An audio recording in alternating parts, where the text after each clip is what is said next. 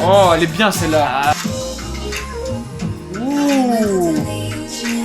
Du jazz. Mettez les fleurs dans les jeux, on est à Coachella les amis. Salut à tous les gens. Aujourd'hui on se retrouve pour écouter le deuxième album de Twice, Eyes Wide Open, qui est sorti il y a quelques jours déjà. Ouais, il y a 3 jours. Donc on va pas aller en détail sur le contexte de sortie, on a déjà parlé dans notre vidéo d'analyse et réaction à I Can't Stop Me, qui est donc le title track de cet album. Le single. Mais pour faire rapidement, c'est le deuxième album de Twice, et c'est aussi l'album pour un peu fêter les 5 ans de Twice. Important. On a 13 tracks dessus, plus de 40 minutes je crois, donc c'est un... T'avais dit 44 il me semblait. Je vais te dire ça tout de suite, 43 minutes 18. Donc c'est un projet long avec plusieurs tracks et tout, il y a de quoi développer. Un gros album comme JYP sait nous en sortir quelques fois. Voilà. Pour dire rapidement nos attentes, enfin quand on avait écouté I Can't Stop Me, et déjà on avait déjà eu ça sur les anciens, depuis Fancy avec Feel Special aussi, il y avait un côté Twice un peu plus dark, un peu plus femme fatale parfois, plus mature quoi. On est passé de la petite fille cute à la femme qui monte ses charmes un peu. Voilà. Et donc moi je m'attends sur cet album à peut-être avoir plus de mature. Alors je sais pas s'il y aura que du mature, s'il y aura vraiment un concept et tout, une ligne directrice, ou s'il y aura un peu de mature, un peu de mignon, des petites balades sympas, mais je sens qu'il va y avoir que du dark moi. Je sens que ça va être... Tu crois je sais pas. Comment tu replacerais dans ce fil-là ce qu'on avait eu sur l'EP de More and More? Dans quel temps tu l'aurais situé? More and More c'était un peu un retour vers le Twice cute en vrai. Hein. C'est vrai. 2-3 tracks, ouais. C'était un son très summer, très Linon, tout ça, tu vois, Oxygen, Sweet Summer Day. Il y avait Make Me Go qui était un peu dark. More and More qui était pas Twice cute, mais c'était pas femme fatale à la Feel Special, tu vois. Non. Ou en tout cas, il y a un concept un peu profond. Alors, remarque, le thème était un peu dark, tu vois. Et les visuels, il y avait le côté Adam et Ève, tu vois. Ça commençait avec cette espèce d'imaginaire floral un petit peu qu'on retrouve encore un peu dans le clip. On en a parlé sur le nouveau title track. Mais ouais. Du coup, c'est intéressant ce que tu dis parce qu'en soi, on sent qu'elles sont encore un petit peu en lien avec leurs racines du concept girly cute. Mais il y a une évolution claire qui est particulièrement visible sur les title tracks. Et là, en fait, on les attend au tournant pour voir si ça va être ça qui va dominer l'ensemble de ce deuxième album. Voilà. Parce que du coup, si c'est le cas, on aura un vrai diptyque avec le premier album qui était sur... qu'est-ce que c'était le title track? Instagram. Voilà. Likey, voilà. Et on était complètement dans le concept Twice des origines. Et... C'était il y a longtemps aussi, c'était à 3-4 ans. Et du coup, si on compare avec ce deuxième album full length, en complète longueur, quoi. Voilà. Ça nous ferait un diptyque qui donne une idée de la maturation, de l'évolution du concept et des filles. Et donc c'est pour ça qu'à l'échelle de finalement toute la longueur de cet album, on s'attend à voir si le ton va suivre cette évolution qu'on a vue sur Twice. Bon. On va se réécouter le title track. Si vous voulez nos impressions totales, je pense que vous pourrez aller voir la vidéo qu'on a fait là-dessus. On vous mettra le lien dans la description. C'est ça. Mais bon, c'est important de se la remettre pour se remettre dans l'ambiance et comme tu as dit... Puis voir comment l'album se construit, tu vois. Voilà, d'un bout à l'autre, quelle histoire ça raconte. Bon, allez. Donc sans plus attendre, on s'y met. I Can't Stop Me.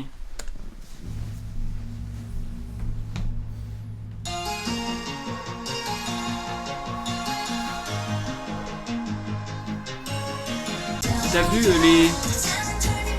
Là, ce que j'ai beaucoup aimé et que j'ai remarqué en l'écoutant plusieurs fois depuis la dernière fois, c'est sur ces fins de phrases là. Sur ces fins de phrases, ces harmonies vocales qui sont vraiment extrêmement complexes et qui ont énormément de notes. Et en fait, ça construit des accords qui sont vraiment très très intéressants et très riches. C'est pas du tout des accords juste majeurs mineurs, c'est super joli. C'est surprenant et joli à la fois. Des harmonies quoi. C'est des vraies harmonies. C'est riche. C'est un super title track, c'est solidissime. Ce que je peux dire, c'est que je l'ai pas mal réécouté en vrai. Et je pourrais te chanter le refrain comme ça et le post, tu vois.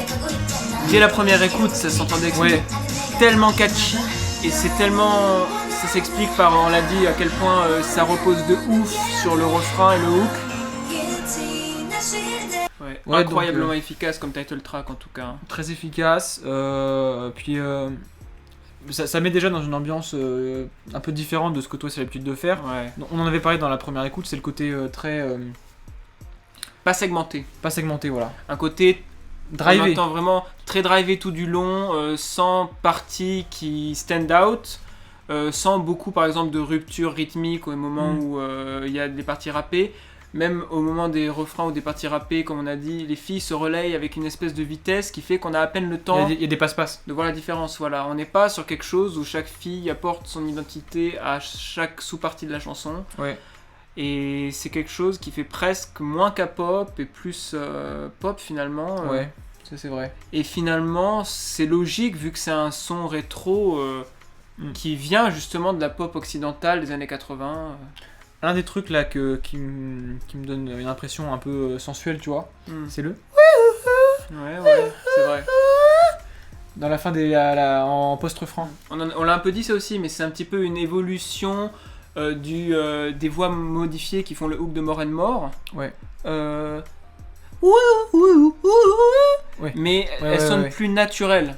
C'est plus lié, quoi. Évidemment, au niveau du genre, c'est moins EDM. Ouais, du coup, c'est différent. C'est pas une espèce de riff, c'est vraiment une espèce de continuité synthético-vocale. C'est une comment dire, une fioriture. Ouais, voilà. Et ouais. En tout cas, très bon title track et puis bon début d'album, quoi. Ouais. Bon. Allez, on passe à la track 2 du coup. Allez, c'est parti. Territoire inconnu. Hell in Heaven. Head in Heaven. Hell. Là, l'enfer. Oh,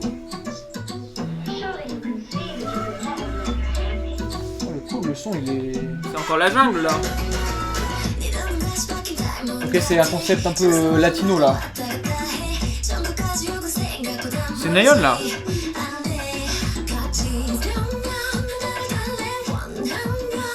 C'est Dio ça? C'est marrant comme c'est minimaliste au niveau des voix là.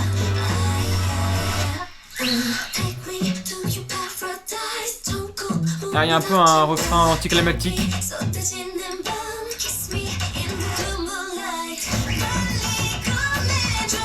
Oh. Il n'y a que des percussions sur cette chanson.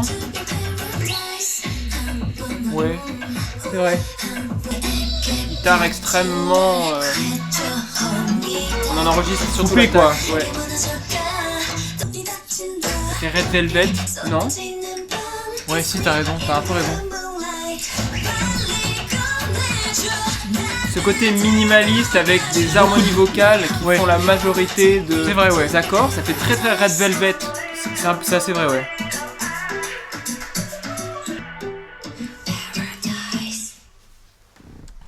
Wow. Ok, bah dis donc, c'était original. Il y a des moments, comme je te disais, pendant qu'on l'écoutait, ouais.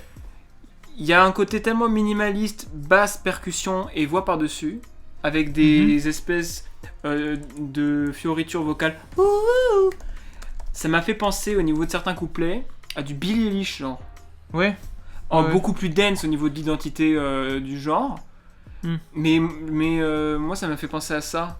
Bah, y a le côté très percussif et très samplé, très des trucs qui pop, c'est assez influence musique latine, tu vois, reggaeton, tout ça. Ouais. Même la guitare qui est enregistrée presque essentiellement pour son identité rythmique avec le filtre qui fait dégager de l'attaque. Ça m'a fait penser à, je sais pas si tu vois Ina, la meuf qui faisait de la house roumaine dans les années 2000. Ouais, tu vas loin, mec. Elle a fait un son il y a un an ou 2 ans. Ouais, reggaeton. Qui s'appelle non, qui était pas trop, mais reggaeton, mais comme ça, tu vois, très bois, très minimaliste, qui s'appelait Simama.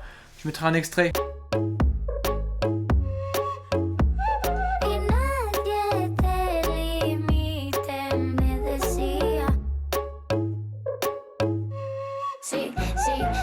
Étonnamment, ça sonne vraiment comme ça. C'est pas du tout un truc reggaeton cheesy, c'est un truc vraiment. Enfin, ça sonne un peu comme ça. Ouais. Mais en tout cas, dans le côté très smooth, très grave, avec beaucoup d'harmonie en même temps, assez fine, assez. Ouais, un peu. C'est marrant ce que tu dis parce que du coup, cette guitare, quand tu me dis reggaeton, je repense à cette guitare dont on entend beaucoup l'attaque, ça me fait penser à Filter de Jimin. Bah, c'est influencé reggaeton aussi. C'est ça, et c'est cette utilisation des extrêmement rythmique et percussive de la guitare, des percussions dessous.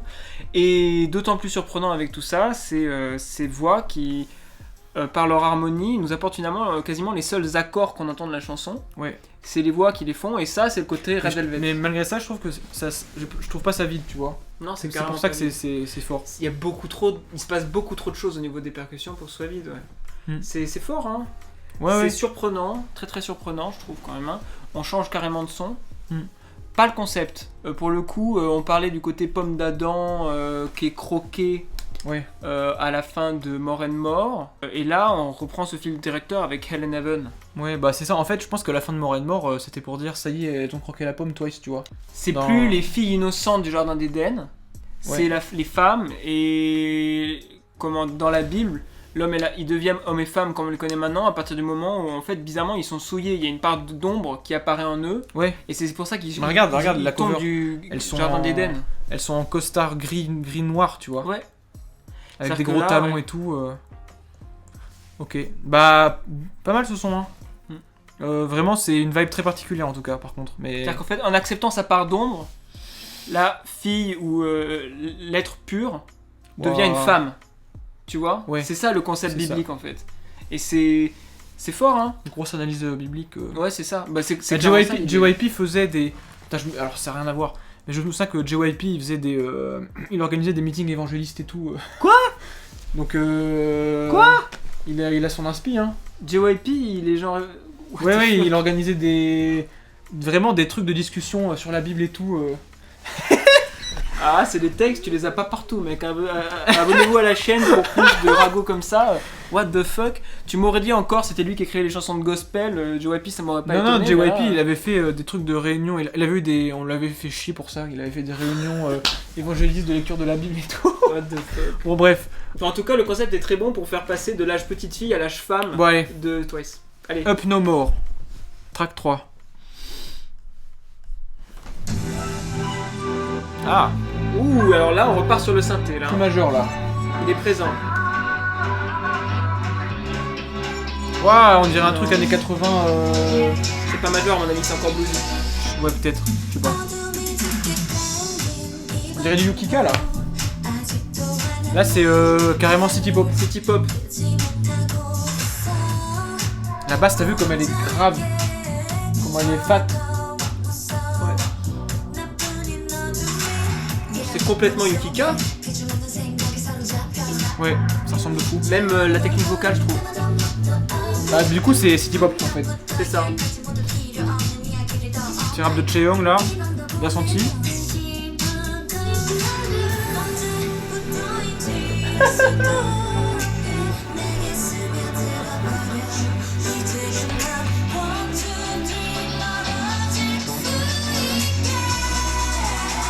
si ça va.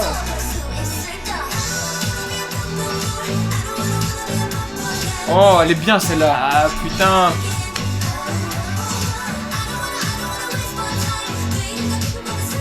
Ah, ça va être une favorite ça. Hein. Mais celle-là, elle est vraiment. Elle est incroyable là. Ah, t'as envie de danser là. Tellement City Pop comment les ponctuations temporelles comme ça. Le rythme de basse. La basse tout. Il y a une guitare et tout après qui vient. C'est fort aussi parce que la City Pop c'est très vocal, mais ils arrivent à te caler des raps et tout en mode. Ils susurrent des trucs sensuels quoi. C'est vrai. Ah, il y a un truc de modulation un peu là. C'est le refrain il est ouais City Pop néo-disco un peu tu vois, mais en vrai ça se chevauche. Tu vois ou pas? Moi je pense qu'on se prendra encore la tête de ouf si on essaie d'analyser ça. Je pense qu'on part sur un truc next level à la City Pop.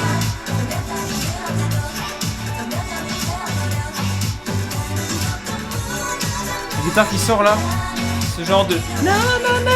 C'est vraiment une figure mélodique de disco. Petit passage trap. Il y a beaucoup de passages rappés dans celle-là. Momo encore. Momo elle fait plus en plus de rap là dans cet album. C'est vrai.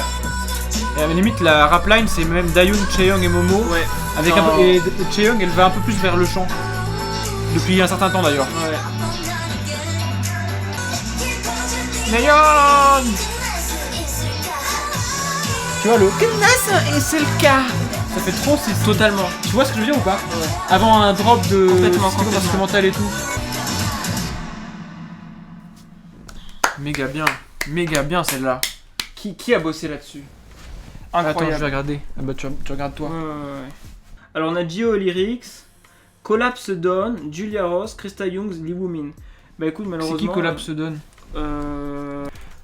Archi city pop, archi bien écrit, archi réussi quoi. Enfin, je sais pas quoi dire. Vraiment. Au niveau de la composition, c'est une tuerie cette chanson. Hein. Ouais. L'arrangement, on est sur un truc qui est extrêmement bien fait au niveau de la façon dont ça apporte des passages rappés, comme tu as dit, et même le passage avec un rythme un peu plus trap dans ce type de chanson, c'est extrêmement fort. Ok, alors juste, je t'arrête 2 secondes. Là, je vois Collapse Dawn, c'est Lee Woo-min.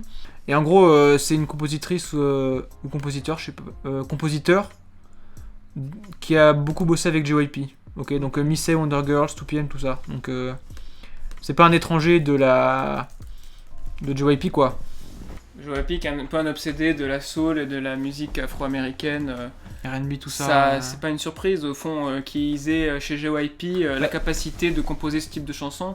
Mais là, ça fait tellement plaisir. En vrai, c'est bien. Souviens-toi le dernier son qu'a sorti JYP en solo, ouais. When We Disco. Tu vois, c'était le même genre de délire. Celle-là, elle est vraiment beaucoup plus city pop, tu vois. Mais When We Disco, c'était plus synth pop. Mais en vrai, je me souviens, j'avais vu une interview de JYP qui parlait de When We Disco, qui disait qu'il avait essayé de faire un son europop, son pop années 80 européen, qui apparemment avait été plus influent en Corée dans les années 80-90 que la pop, le disco américain, tu vois. Maintenant que j'y pense et que je repense à des vieilles vidéos de JYP sur scène ou quoi, il y a ce côté presque un peu kitsch qui est tout à fait européen, ouais, c'est sûr que ça fait sens. Hein. En tout cas, bon, au cas où vous connaissez pas, on a brandi les posters de Yukika, mais c'est parce que, comment expliquer, elle fait de la... Yukika, c'est une chanteuse qui fait de la city pop, elle est japonaise, mais elle fait en gros de la city pop en coréen, mélangée un peu à de la K-pop.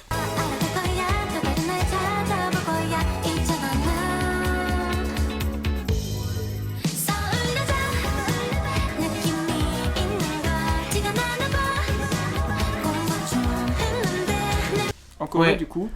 Et si vous aimez ce genre de chansons, c'est complètement ça. Ouais, c'est ça. Même au niveau de la technique vocale, alors je pense, c'est pas Twice qui copie Yukika, c'est les deux qui s'inspirent de la city pop japonaise, donc c'est-à-dire cette pop japonaise bande. Mi-synth pop, mi-funk. C'est ça. Très mélodique. C'est ça. Harmonie assez jazz, tu vois. Ouais, donc Plastic Love de Maria Takeuchi qui a ramené ça sur le devant de la scène juste grâce à l'algorithme YouTube. Tout à fait.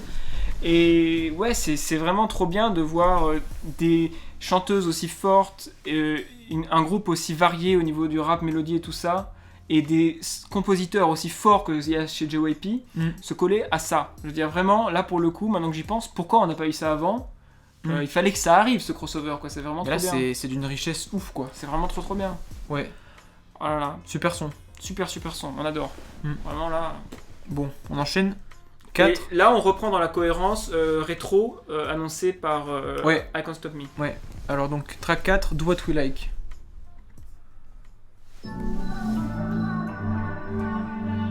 Allez, voilà encore. C'est vrai.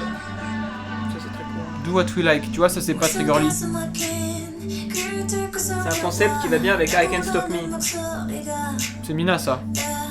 C'est un petit peu céder à la tentation, etc. Je trouve que Mina, ça lui va très bien le côté sensuel. Elle a une voix très aérienne. Ouais. Et pleine. Ouais. Ah, ça c'était très EDM. Là on est retour dans More and More EDM, je trouve là. Un peu, ouais.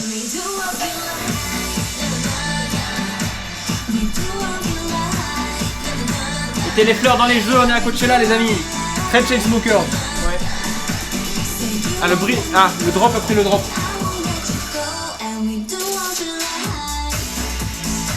Drop instrumental. Ouais, très. Là c'est le More and More, quoi. Là, c'est un album bicéphale pour l'instant. Rétro, EDM More and More. Rétro, EDM More and More. Ah ouais, la deuxième, bon. La deuxième, reggaeton, c'est dance. Ouais, elle est un peu inclassable la deuxième quand même. C'est vrai. C'est un son. C'est pas de la ragaton d'ambiance, c'est de la ragaton de spicy latine. Si on veut, mais ça reste de la musique de danse. C'est vrai. Bon, là, il y a les synthés qui prennent énormément de volume. Ouais. C'est progression classique EDM. Tu vois, ce genre de son pour moi, c'est plus Blackpink qui a réussi à le faire bien. Ouais. Même le concept do what we like, tu vois. On est des bad girls, on fait ce qu'on veut, on va coacher là. Ouais. Comme ça, là, on danse. Ah, je suis moins convaincu là. Ok. Ouais. Bon, moins convaincu.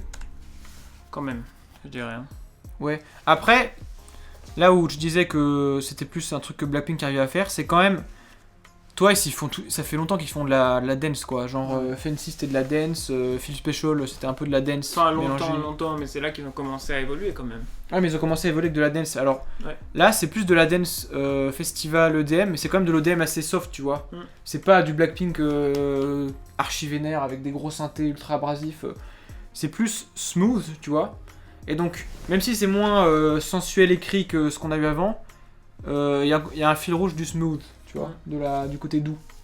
C'est marrant, moi ça me fait penser, pour l'instant on a un album qui abandonne pas complètement ce que More and More avait commencé, mais moi je me pose vraiment des questions sur cette direction EDM, parce que le problème de donner à Twice un son plus EDM, dance, pour ce nouveau son un peu plus mature qu'elles ont, c'est que l'EDM n'est plus le principal son de la pop de nos jours. Ça l'a été jusqu'à un certain temps, mais depuis que le trap a pris autant d'importance, 2015. Depuis que la pop est devenue un peu minimaliste avec Billie Eilish, et qu'en gros il y a eu cette mode du rétro, je me demande un petit peu si c'est la bonne direction de faire des sons qui sonnent à ce point-là EDM d'une certaine époque et d'un certain contexte, comme tu disais festival et tout, pour la nouvelle direction de Twice. Moi je pense que j'ai peur qu'elle fasse fausse route si elle continue là-dessus, mais en même temps j'ai pas vraiment peur, puisque je vois très bien que la partie rétro est très dominante sur cet album, qui viennent de la faire excellemment bien. Mais c'est pas mal aussi pour... Là on était vraiment dans des bails assez... pas sombres mais assez... pas trop joyeux, tu vois, là c'est un peu plus léger quoi. Moi je le ressens comme une chanson de DM, bon c'est peut-être moi qui arrive pas à me mettre dedans, mais en gros c'est fait pour être...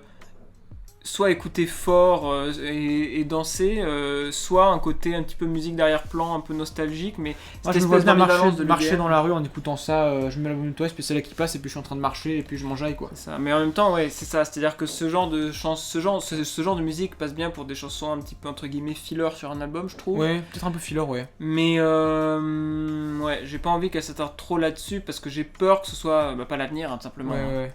Puis même moi, quand j'entends déjà fait. Ouais. Quand j'entends ces batteries de break qu'il y avait déjà dans More and More, qu'il y a dans tous les sons EDM à la Linon, etc. Je suis là, bon, ok, enfin, ça va quoi. Ouais, et puis les sons comme Up No More qu'on a vu juste avant, qui sont aussi bien faits en termes de songwriting de CD pop, il n'y en a pas beaucoup, alors que là il y en a quand même pas mal. C'est ça. Et comme on dit, si on veut écouter ce genre de truc très bien fait par un girl band, on va peut-être aller voir des trucs plus genre Blackpink, des concepts qui ont plus d'énergie. Qui ont plus l'habitude de faire ça quoi. Track 5, donc Bring It Back. Écrit par Dayoun, les paroles. Ouais.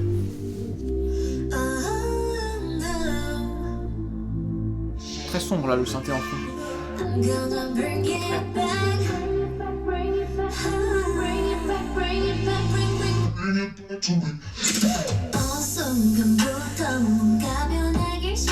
Très lent hein. Très lent, très...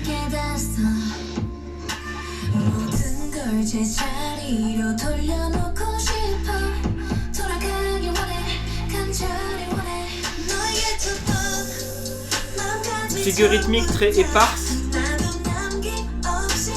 Ouais, l'instru trap très lent, presque cloud rap là, vite fait. Vraiment très calme et progressif hein. J'attends de voir le refrain du coup.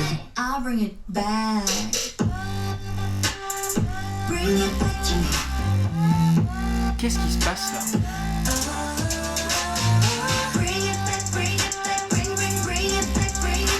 c'est marrant. Donc on a un refrain qui est sur le modèle du hook, presque à la Blackpink. Moi j'ai une espèce de même réaction à ça, parce que j'avais eu sur certaines chansons des albums de Blackpink qui étaient de l'espèce d'EDM, low energy. There's some hoes in this house. Pardon. C'est WAP. Là c'est un petit piano party all night funky là.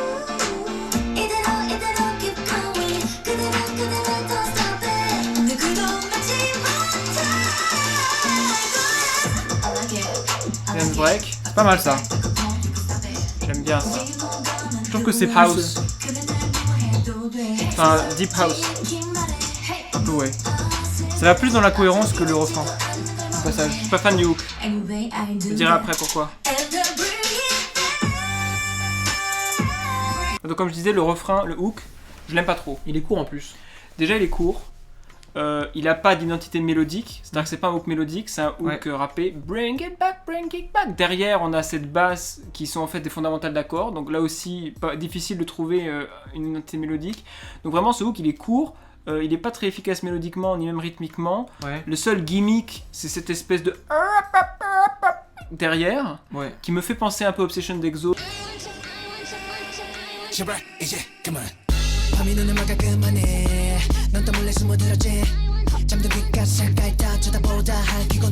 Mais qui le fait mieux. Bon après c'était un title track et tout ça, bon bref, pas besoin de comparer plus longuement. Enfin après Exo aussi, ils ont peut-être plus l'habitude de faire des trucs comme ça. Ils ont plus l'habitude de faire ce genre de...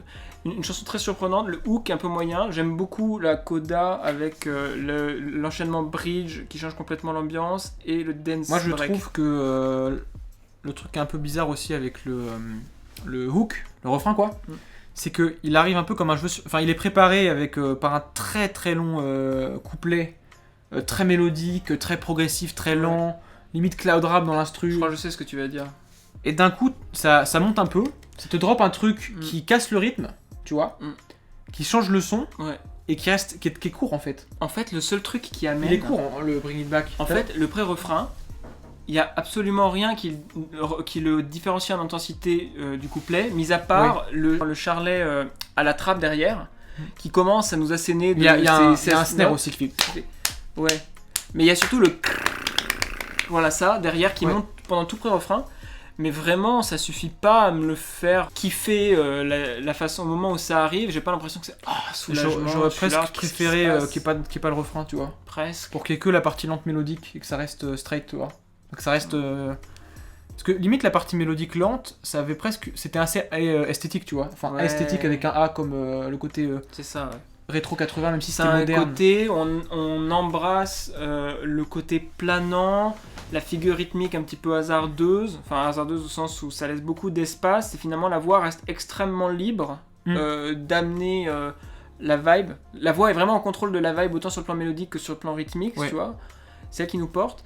Et au moment où ce type de refrain arrive, qui lui pour le coup mélodique zéro, identité rythmique pas grand chose, enfin je sais pas trop ce que je suis censé en penser quoi à ce moment là, pas la meilleure de l'album pour l'instant, hein, je trouve, mais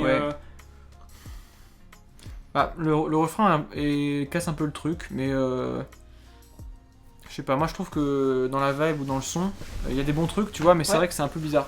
Ouais, il y a des bons trucs, quoi. Il y a un savoir-faire du songwriting qui est absolument indéniable, mais tout ce qui est censé l'accompagner d'habitude est un petit peu manquant. Voilà. Bon bah alors, à prochain track, Believer, c'était celui-là qui était... Alors là, les mecs, au niveau des crédits, on a regardé, et ça m'a un peu interpellé. Ce qui se passe, c'est complètement dingue. Ils ont... En fait, JYP, il a mis une cagoule, il est allé à SM Entertainment... Et il a kidnappé tous les songwriters, tous les producers, et les a emmenés à JYP. Ouais, c'est ça. En gros, j'ai rien compris. Alors là, on a la team... LDN Noise. LDN Noise, qui est une team de 2 compositeurs, qui ont fait, en gros, énormément... En gros, ils ont fait tout SM. Bon, pas tout, mais en gros, ils ont fait énormément de tracks que vous connaissez d'Exo, énormément de tracks de Red Super Velvet, M, du Red Velvet, NCT. Sans cette team, il n'y aurait pas énormément de trucs de SM. Il y a Kenzie aussi. Ouais. Kenzie qui est aussi, pareil, a bossé pour un truc sur SM, quoi. Boa, tout ça. Lui, ouais, il est depuis chez Boa. Il est derrière Psycho de Red Velvet. Ce qui est intéressant d'ailleurs, parce que je trouve que l'évolution que prend Red Velvet est un petit peu analogue à celle que prend Twice. Ouais, mais du coup 2 ans avant. Voilà. Depuis Bad Boy, quoi.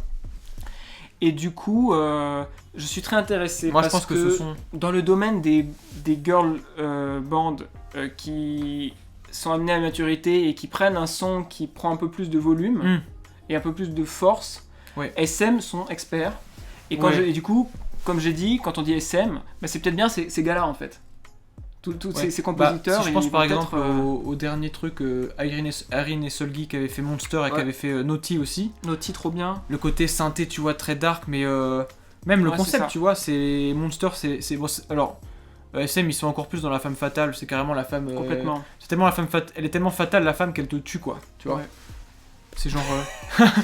Peekaboo, le clip de Peekaboo, c'était ça, il ramène le pizza guy et puis le pizza guy. Après Peekaboo, c'est pas du tout le même genre de son. Non mais le clip, je vois ce que tu veux dire, le concept. Mais c'est vrai que SM, ils ont ce savoir-faire de l'énorme synthé, des trucs extrêmement conduits par la basse ou par un synthé puissant. Très house, très dance, très tout ça, quoi.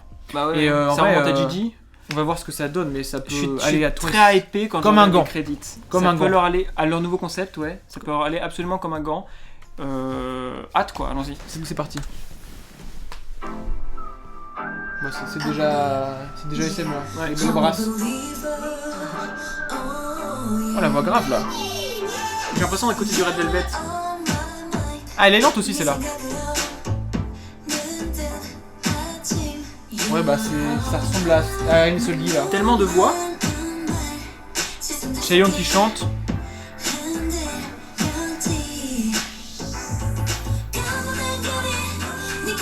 Ah, très rêvé de tout ça. Bon, je peux essayer de trouver Twice dans le Red Velvet quand même. Exactement. Voilà, ces drives de synthé. Ouais. Ah, là. Gio, elle est très voix grave dans celle-là. Je sais pas si t'as remarqué, ça fait 2 fois. Ah, le côté lent, il rend le truc encore plus sensuel.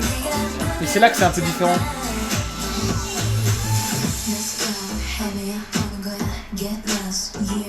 T'as vu la voix, comment elle est traitée? Mina et Dayoun là. Dayoun qui relance le côté mélodique là.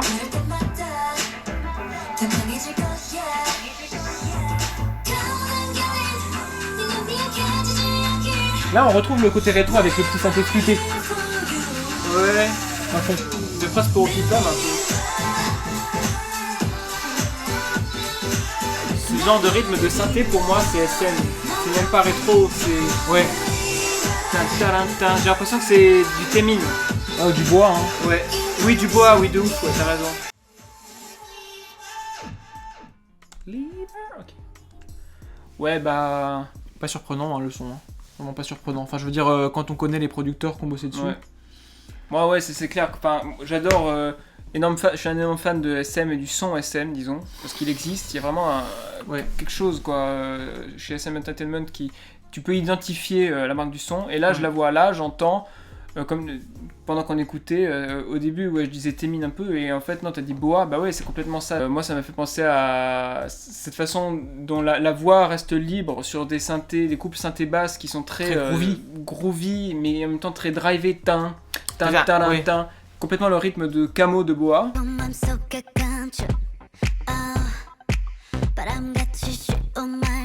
Ouais. One Shot to Shot aussi, One Shot to Shot, plus rapide. Enfin bref, j'entends énormément la patte SM. Est-ce que t'as remarqué ce que Twice apportait? Bah disons que Twice elle s'ouvre un peu au côté vocalement. Je sais pas, il y a une partie que j'ai trouvé vraiment très stylée. C'est une partie où il y a Dayoun qui fait un rap très grave. Et après t'as Mina qui reprend et qui finit sa phrase, tu vois. Et bah déjà le truc que je trouve qui est un peu moins SM, c'est assez lent, tu vois. Mais ça, SM c'est quand même. Tu vois, c'est un peu Naughty, mais Naughty de Irene et Solgi, mais ralenti quoi, presque. Et alors c'est plus mal, peut-être. Ouais, mais tu vois, Camo de Boa, c'est très lent. Mais c'est moins dark que du SM, dans la voix, tu vois. C'est vrai. C'est moins dark. C'est plus. Believer, tu vois, il y a plus d'espoir là-dedans, tu vois. Les synthés, ils sont. Et or aussi, Il y a un peu un côté rétro en plus qu'il y a dans le son, notamment dans la petite flûte synthé qui arrive dans les refrains et vers la fin. Tout ça fait rétro, ça vraiment? Ouais, ça me fait penser à encore du Yukika. Cherry Jubilee de Yukika. Il y a pareil, il y a ce son là. Non, Yesterday, je me trompe. Yesterday de Yukika.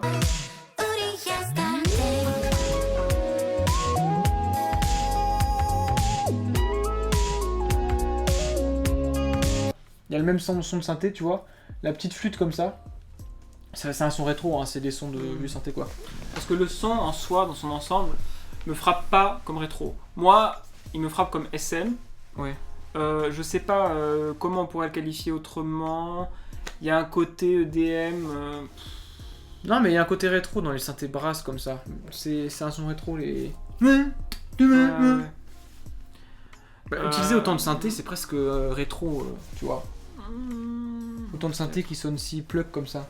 En tout cas, un autre truc qui m'a un peu frappé cette chanson, mais maintenant que j'y pense, ça commençait un peu avant, c'est à quel point les chansons fait explorer aux filles leur registre vocal plus grave. Mid grave. Oui, Gio au début, c'est chante très grave. Il y a clairement, rien que là-dessus, il y a une évolution au niveau de leur technique, de leur son, qui va très bien avec ce genre d'instru. Ouais, au-delà des petits gimmicks aigus, là, on a des passages graves, un peu lents, tu vois. Oh, ce son, il est très bien, en tout cas. Enfin, il est très bien. En tout cas, il est tout à fait vraiment pile dans mes goûts. Ouais. Je sais pas ce qu'en pensera la plupart des gens. Il est dans mon top 3 pour l'instant, avec I Can't Stop Me et puis... Up No More. Up No More, ouais. Même du Red Velvet, Red Velvet, il y a aussi des trucs plus instrumentalisés, plus cute, tu vois. Il y en a pas beaucoup des Red Velvet aussi synthé comme ça, finalement. Bah, c'est leur patte récente un peu, hein. La Red Velvet la plus synthé, c'est Psycho, je trouve. Bah, Psycho et puis Naughty aussi. Ouais, enfin, depuis, enfin, dans les années c'est pas Red Velvet, mais dans le dernier album de Red Velvet, le Rêve Festival, le vert là, j'ai oublié, c'est partie 3, je crois. Il y avait pas énormément de sons comme ça, tu vois. Ça, c'est vraiment, comme t'as dit, Boa, Temin, Super M, Exo, certaines d'Exo. Mais ça rentre très bien dans l'album, et puis c'est super cool qu'il y ait cette palette de sons, tu vois, synthé. Si vous voulez encore épiloguer là-dessus, on pourrait se dire qu'est-ce qu'il va se passer quand SM va sortir leur nouveau girl group. J'ai presque l'impression que Twice, en évoluant, est en train d'essayer de piquer de la part de terrain à l'identité qu'avait un peu les girl groups d'SM. Et du coup, il y a le paysage de la K-pop. Plutôt soloiste, hein. Girl group d'SM, Red Velvet, ça fait pas... C'est dur à dire parce que Red Velvet, ils ont vraiment été longtemps dans un concept très cute, tu vois. Les plus gros hits de Red Velvet, c'est genre Red Flavor, tu vois. C'est vrai. C'est vraiment des trucs à la... C'est un peu comme du Twice, tu vois, en plus vocal. Et c'est pour ça que je parlais de leur nouveau groupe qui va sortir. Esper, je crois que ça s'appelle. Je crois, je sais plus. Je me demande comment le paysage est en train d'évoluer au niveau de qui se répartit quel concept. Ouais. Voilà. Alors son 7, Queen.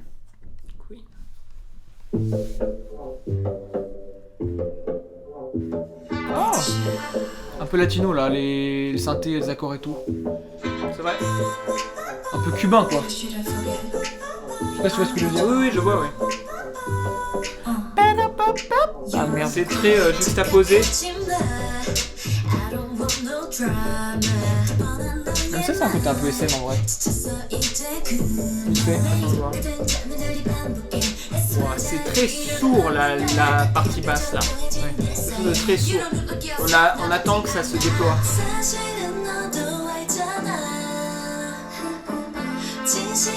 Suyo, elle a beaucoup plus de parties remarquables dans cet album. Ah voilà.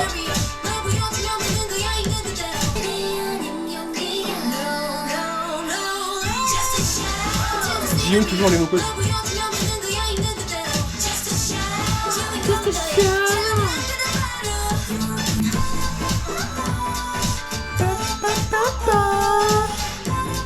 Tu vois, Mina, elle est trop forte pour les trucs comme ça. C'est pas, ça lui va trop bien.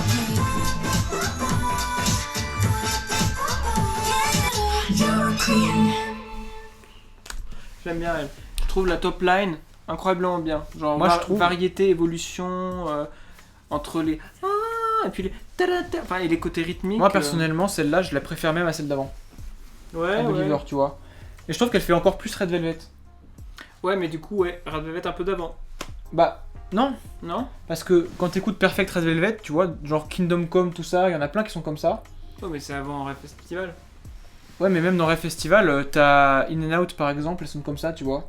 Enfin, je trouve que ça fait plus. Peut-être girl group, tu vois, parce qu'il y a les côtés un peu rayonnants des brasses. Mais brasses, pas les synthés brasses, tu vois, les brasses, les vraies brasses, quoi, genre les cuivres. Les accords, la progression d'accords qui descend, ça fait un peu cubain, tout ça. Mais les brasses, ils se mélangent à des synthés, ça fait assez SM aussi, comme tu dis. Et d'ailleurs, pendant l'écoute, je suis allé voir, et l'une des songwriters du truc, c'est Kazi Opeya, j'espère que je prononce bien son nom, qui est une DJ suédoise, qui a bossé énormément avec Red Velvet. Donc elle a bossé. Twice, hein. Et Twice, mais elle a bossé sur Psycho, sur Icy Dizzy, sur Goblin de Sully, sur Red Velvet, Power Up, Dance the Night Away Twice du coup, Peekaboo aussi. Donc c'est pour ça là on a un peu du Red Velvet époque Perfect Red Velvet, tu vois, 2018. Ouais, c'est ça. C'est pour ça que je parle de ancien, c'est-à-dire au sens de Red Velvet d'avant leur transition vers un son plus synthé. Mais ça c'est quand même, c'est un peu mi-synthé, mi-pas synthé. C'est ça, c'est l'intermédiaire. Bah, c'est parce qu'en même temps on a une compositrice qui est un petit peu le chaînon manquant entre Twice et Red Velvet elle-même. Tu vois, quand tu regardes ce qu'elle a fait. Ouais. Tout cet album, j'ai l'impression que c'est un peu ça pour l'instant. Mais celle-là. Cet album, c'est un mélange de chaînon manquant entre SM et JYP et du rétro à côté. Celle-là, je la vois presque. Je trouve qu'elle aurait presque pu être un lead single ou un pre-release single. Alors, ouais, je suis d'accord. Tu vois, parce que la top line est incroyable. Genre, elle se suffit presque à elle-même au sens où elle a une façon d'alterner entre des phrases catchy, des fioritures vocales comme ça, et des côtés plus rythmiques et qui apportent de l'énergie, genre qui est vraiment la succession des lignes mélodiques est incroyable. Je trouve cette top line monstrueuse. C'est pour ça qu'elle aura presque un potentiel de single. Pour moi, c'est celle des 7 premiers tracks. C'est celle qui a le plus gros potentiel de mainstream, quoi. Ouais, ou de single, tu vois, mais c'est la plus catchy parce que, encore celle d'avant, tu vois, qui était Believer, elle était presque. Elle était lente, tu vois, trop lente pour être dans les charts, quoi, limite, tu vois. Ouais. Le seul truc qui serait sa faiblesse, imaginons si elle voulait être un single et qui explique peut-être que ça en soit pas un, c'est que. Il y a beau y avoir beaucoup de sous-parties, elle n'a pas ce côté segmenté très Twice non plus. Ouais, c'est vrai. Elle coule. Elle est assez dans la répétition. Alors il y a beaucoup de sous-parties qui se répètent, mais elle se répète pas mal, quoi. Et ce qui fait qu'au fond, on a l'impression qu'elle est longue, mais elle fait que 3 minutes 15. Pour l'instant, on n'a pas eu énormément en même temps de trucs. Enfin, c'est pas très segmenté en fait. Non, ça l'est plus en fait, toi. Qu'est-ce qui se passe là? Ça y est, c'est. Mais moi je trouve que vraiment ça c'est très bien. Il y a toujours eu des passe-passe, tu vois, dans Twice, genre un couplet moitié Mina, moitié Sana, moitié truc. Mais là, j'ai vraiment l'impression qu'il y a une espèce de. Elles sont tout le temps en train de se répondre, tu vois. Et des fois, il y en a une qui va prendre un peu plus que l'autre qui va finir la phrase. C'est pas mathématique. C'est beaucoup plus, je sais pas, musical, quoi. C'est ça, ouais. C'est super bien.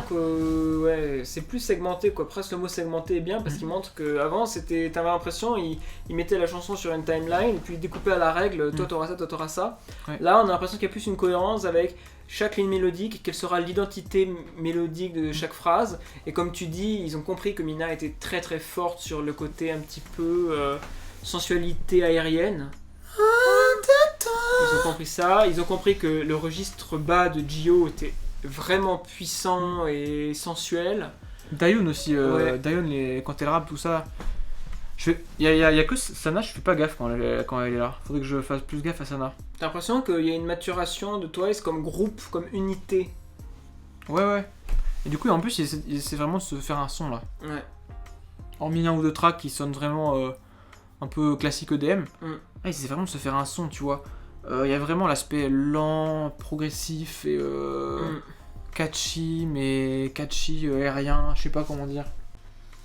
Track 8, Go Hard. On va voir si ça va Go Hard du coup. Bah, j'y attends, hein. Bah ouais. Let's go. Allez.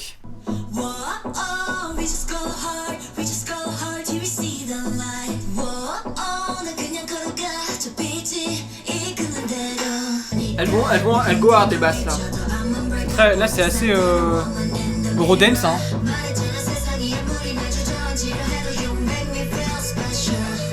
me feel special. J'ai jamais entendu ce genre de traitement de voix de Twice. Hein. J'ai jamais entendu ce genre d'harmonie médium chez Twice.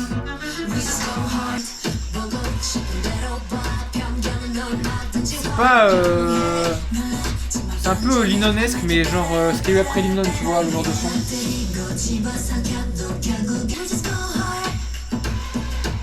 Mot d'éléphant.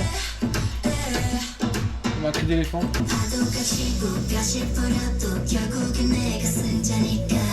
On est d'accord. Elles font jamais ce genre d'harmonie d'habitude, Twice. Ah, c'est des harmonies basses. La voix, elle est enrobée de d'autres voix. Ça arrive, mais c'est rare. D'autres voix mid. On dirait du 4 minutes, je trouve. Un peu, ouais. En moins vénère quand même. Hein.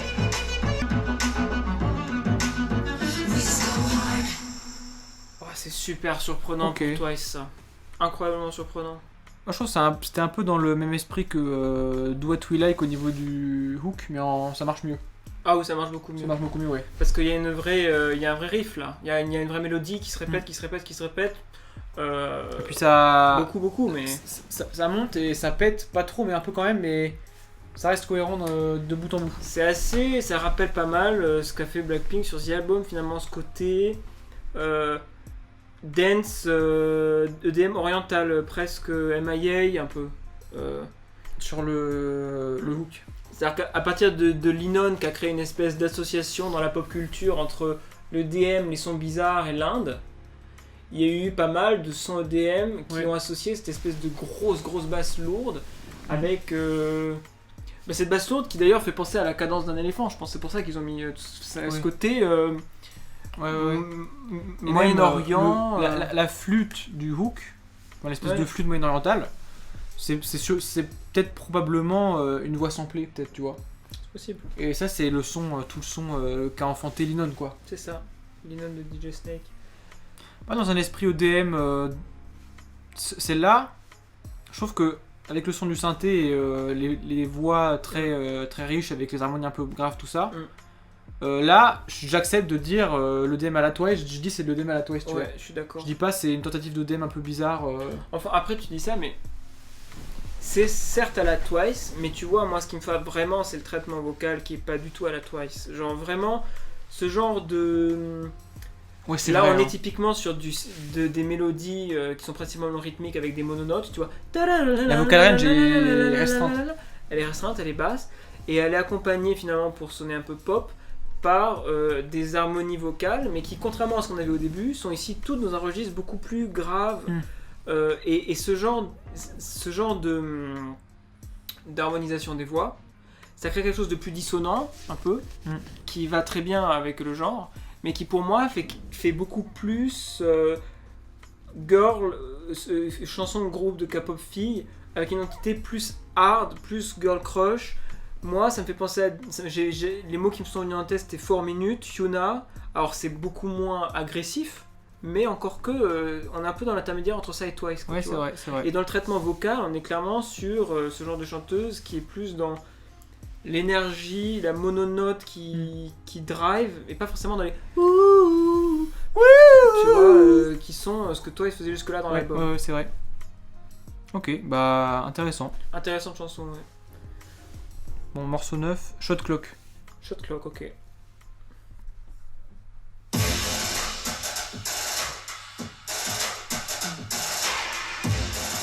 Encore plus Blackpink là.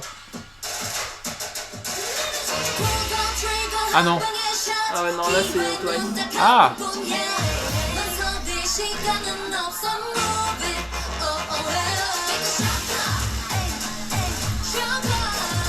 On dirait du Super M. Vocalement, non. Hein. C'est plus des vocals sous les R&B là. Hein.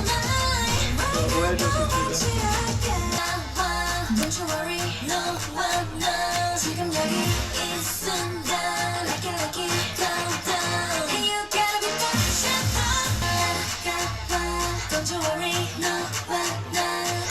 C'est très simple pour moi ces descentes là.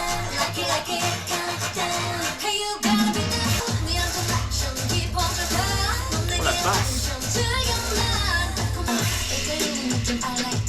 Oh. Gros drop trap là.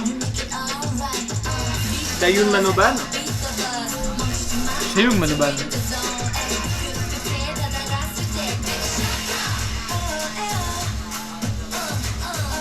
Des trucs comme ça, les passages comme ça, c'est archi Red Velvet. Bah moi je dirais que c'est archi Gigi, mais c'est la même chose en fait. Ah bah j'avoue, ouais. Bon, je vais pas passer cet album à dire que ça ressemble à du SM, mais bon, ça ressemble encore à du SM. Hein. Je sais pas si on est matrixé ou pas, mais je sais, enfin mec, j'ai l'impression d'être matrixé, ouais. Mais c'est fou quoi, vraiment. Je disais, on dirait Bring the Boys Out. Ouais, c'est vrai. C'est vrai. Voilà aussi le côté qui change, c'est que là c'est pas du Twice mignon, c'est pas du Twice dark, c'est du Twice girly mais avec de l'énergie. Ouais. Et c'est un truc qu'on avait dans Girls' Generation, qu'on avait dans Red Velvet, genre Oompa Oompa, Power Up, Red Flavor, tu vois. Oui, après je cherchais Gigi, mais évidemment ça a été repris et ça a évolué avec le temps dans Red Velvet. Il y a plusieurs, en fait, là il y a plusieurs couleurs de girl group. T'as la couleur un peu énergie woman, tu vois, ouais. Femme énergie, enfin énergique Gigi, le côté sensuel dark qui est en vrai il y a un peu Red Velvet dans les derniers trucs et le Twice, tu vois. Ouais. Et le côté tout mignon que Twice fait plus du tout. Ouais, plus Like It, Cheer Up, tout ça, terminé. Le côté Girl Crush EDM à la Blackpink qu'on retrouve aussi un peu. Presque au niveau. Il y a beaucoup de couleurs différentes dans cet album. Beaucoup de couleurs. Et ça s'enchaîne bien. Ouais, alors c'est lié par le son synthé et je sais pas, la manière dont elles font leur performance vocale qui sont assez cohérentes, quoi. Mais il y a toutes les couleurs il y a beaucoup de couleurs de girl band, sauf la couleur Twice classique, quoi. Ouais, c'est vrai, ouais, t'as raison. Ouais. Aucune, quoi. Encore et de nouveau, à ce niveau-là, on a ce chaînon manquant entre les girls band et ça se retrouve au niveau des crédits parce qu'on retrouve Cassiopeia, dont on en a parlé un peu avant. Et ouais, c'est vrai, ce que tu dis. J'ai l'impression que, pour l'instant, sur cet album, j'ai l'impression que le rétro était une misdirection pour nous montrer que Twice était encore dans la tendance, mais qu'en fait, on est en train de faire de Twice chez JYP une espèce de chaînon manquant, synthèse entre toutes les pattes sonores de girl band. Ouais. C'est risqué de faire un truc comme ça. Hein. C'est risqué de ouf. C'est risqué. Bon, est-ce qu'on mettrait pas la track suivante pour voir quelle couleur ça va avoir, si je puis dire. Ouais, on va voir si notre impression se confirme ou pas. Allez, go.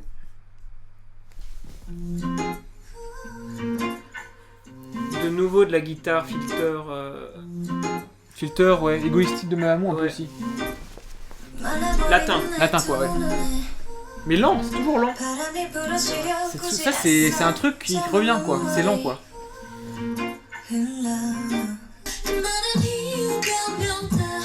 Oh, Gio, là, smooth, là. T'as vu les aigus de Gio, là? Mina. Je suis fan de Mina, moi. Hein. Dayun qui chante. Ça arrive pas souvent. Ouh. Du jazz. Un peu, hein. J'ai l'impression d'être sur un bateau qui tangue lentement. C'est tellement... Reine de litre. C'est si syncopé. Ça arrive à manière trop bien celle-là. Elle arrive à manière un suspense incroyable en restant très lente. C'est lent mais t'attends chaque nouveau beat. Ouais. Très groovy en fait. C'est ça. Oh, le rod là. Tout ça sort. T'as vu les voix comment elles se mélangent avec les harmonies et tout là. C'est de la néo-soul. Ouais, carrément. Hein.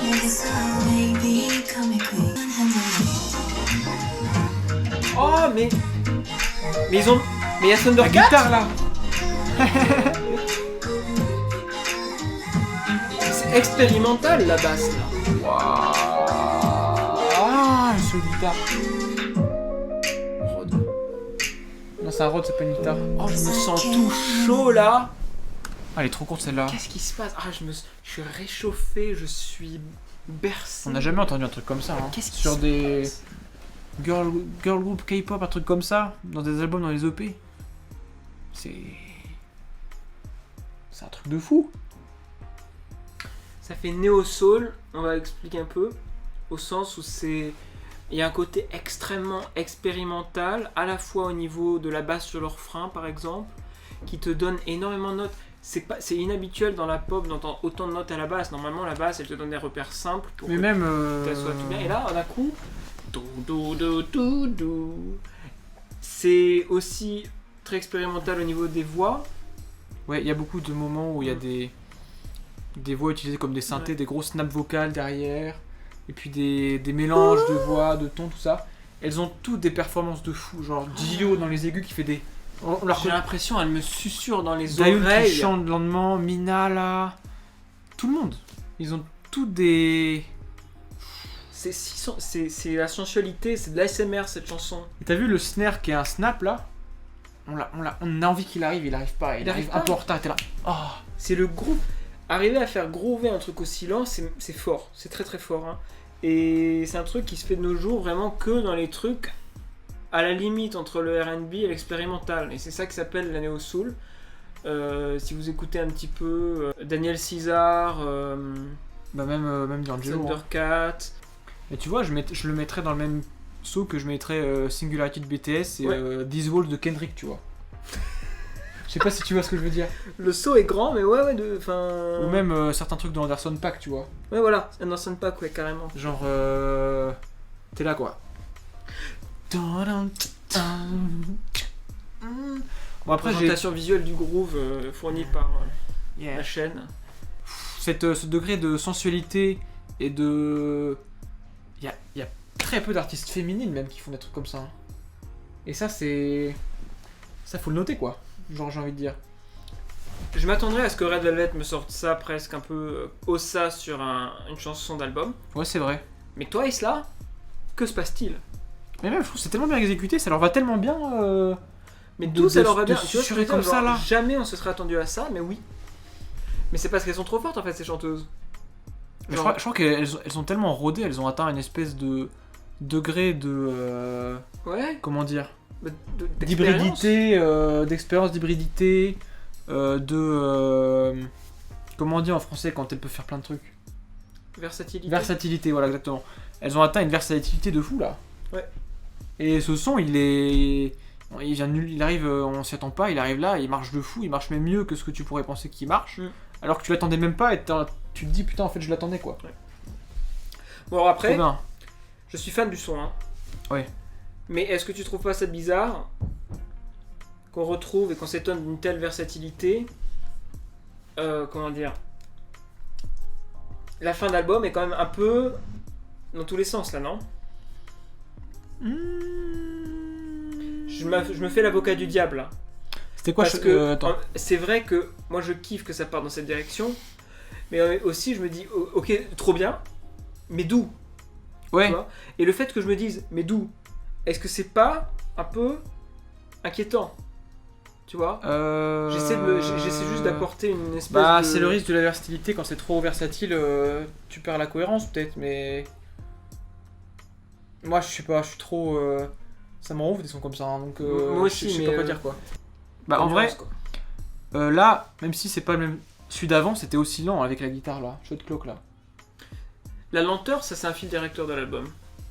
Mais là, elle est interprétée de façon groovy, jazz, sensuelle, ouais. C'est ça. Peut-être que cet album, c'est 50 Shades of sensualité. Ouais, c'est un peu ça. Hein. Peut-être ça. Hein. C'est ça le concept en fait. Qu'il est là le fil directeur sur le Eyes wide open, les yeux grands ouverts. Hell in Heaven, tu vois. Heaven, c'est peut-être le côté track 2 là. Hell in Heaven, Heaven, c'est le côté tout mignon, twist machin. Et le Hell in Heaven, c'est la fin. Non, pour moi, c'est pas Hell and Heaven, c'est Hell in Heaven. Oui, mais c'est-à-dire que dans le Heaven, tu as du Hell. Et le Hell, ça va être la sensualité un peu dark, tu vois. Au milieu du cliché mignon Twice, un peu. Pour moi, c'est plutôt un album sur la façon d'incorporer la sensualité dans ce qu'elles savent faire, plutôt que de surfaire des contrastes, tu vois. T'as vu, c'est Chaeyoung qui a fait les albums, qui a fait C'est Chaeyoung qui a fait les paroles dessus. Ouais. Pour moi, c'est pas un album sur la dualité enfer-paradis, c'est sur la façon. C'est pas genre un album qui va te contraster le noir avec le blanc, c'est un album sur le gris. Tu vois? C'est pour ça que c'est Hell in Heaven. Et ouais, peut-être que ce qu'ils font depuis le début, c'est explorer des nuances de gris différentes, et à savoir la sensualité, la femme plus mûre. Il y a quand même un fil directeur, même si le genre change depuis ce qu'on dit, c'est que c'est une chanson lente, où elles explorent des registres plus graves, où le cute devient le concept girl band plus féminin, tel qu'a pu le faire SM. Peut-être le fil directeur pour l'instant il est là. Ouais, ok. La suite. Donc Depend on You. Ah oui, Depend on You. Donc sur les crédits, on a DJ Swivel. Qui est, c'est assez connu, qu'il a été le beatmaker d'Euphoria. Solo de Jungkook. Connu parce qu'il y a une vidéo making of sur la chaîne de Genius dessus. Ouais, c'est ça, exactement. Et ouais, bah on va voir ce que ça fait là. C'est marrant du coup. Sans doute retour à l'EDM, mais on va voir. On va voir, hein.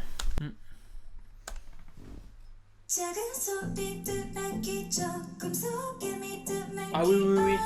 Ouais. J'entends Euphoria là. Hein. Ouais. D'accord. Du BTS là.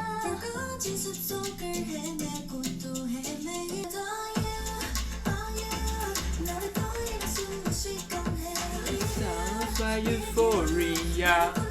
Ouais. C'est la même instru. Enfin genre, tu vois ce que je veux dire? C'est pareil, c'est assez lent, c'est assez grave, tu vois. Elle est là, la continuité.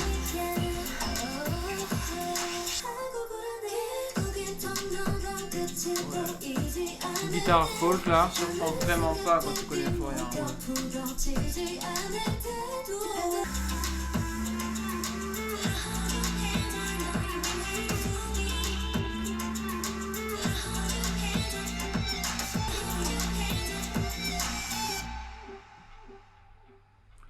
Bon bah écoute, ouais, une chanson absolument pas surprenante quand tu sais d'où elle vient. Sympa, mais c'est-à-dire que on a Euphoria de Twice quoi. Ouais, voilà. C'est exactement le même drive de synthé, tong. Les mêmes nappes de synthé qui portent bien la voix, mais il n'y a pas beaucoup d'événements musicaux quoi. C'est assez lent. Le refrain est assez dans la continuité, c'est pas choquant, c'est très EDM calme comme on a déjà eu, et puis ouais voilà, bon c'est pas... Honnêtement, je m'ennuie un peu quand j'écoute ça moi perso.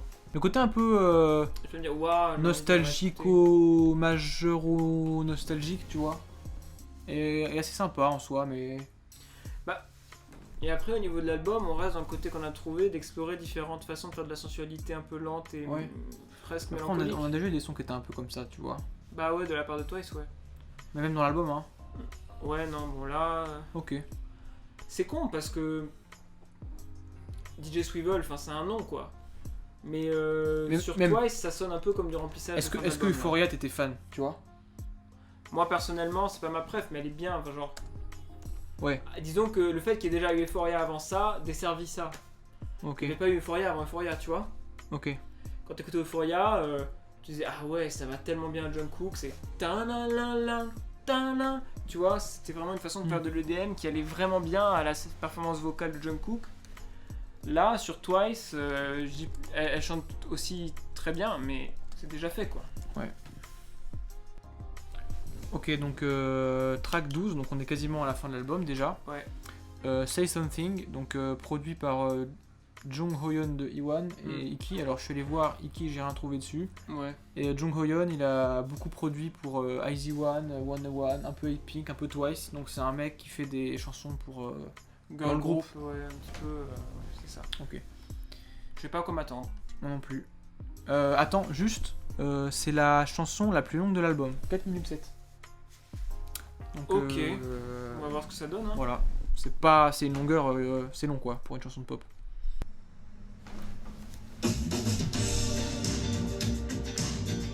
C'est hip-hop. Wow. Alors là, de nouveau. Encore plus mixé rétro que celle d'avant même. Avec clairement une guitare funk qu'il n'y avait pas. Oh. C'est cet enchaînement d'accords, tellement, enfin...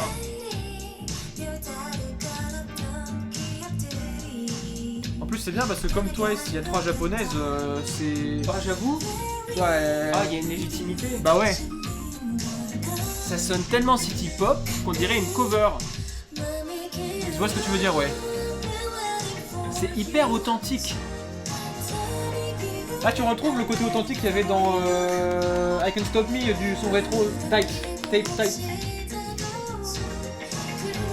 Cet enchaînement d'accords qui est tellement city pop disco. Mais mélodiquement c'est trop riche la city pop. Oh, la côté un peu majeur mineur là.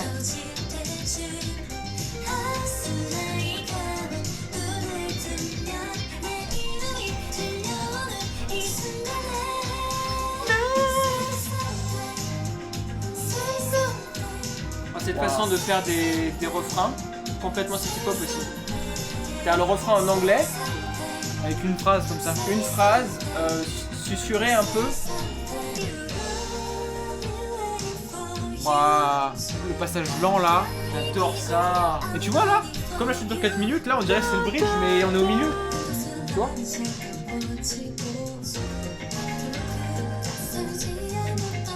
Les percussions originales.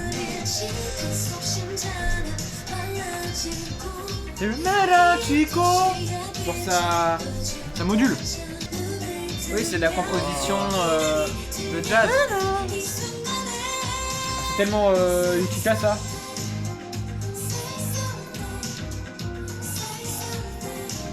Le petit synthé dans le fond là. Oh le synthé. La production elle est tellement riche. La guitare, les synthés, les petites flutasses. Il y a vraiment 2 mecs là-dessus.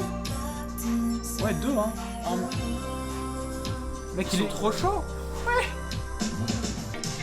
Et elle est à la fin en plus. On dirait qu'il croyait pas à cette chanson alors qu'elle est trop bien. Peut-être c'est parce que nous on kiffe de ouf ce genre, mais peut-être qu'elle sonne pas assez pop.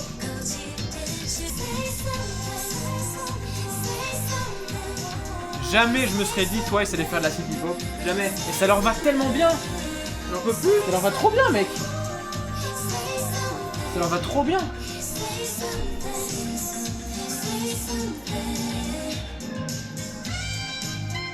Oh le saxophone. Wow.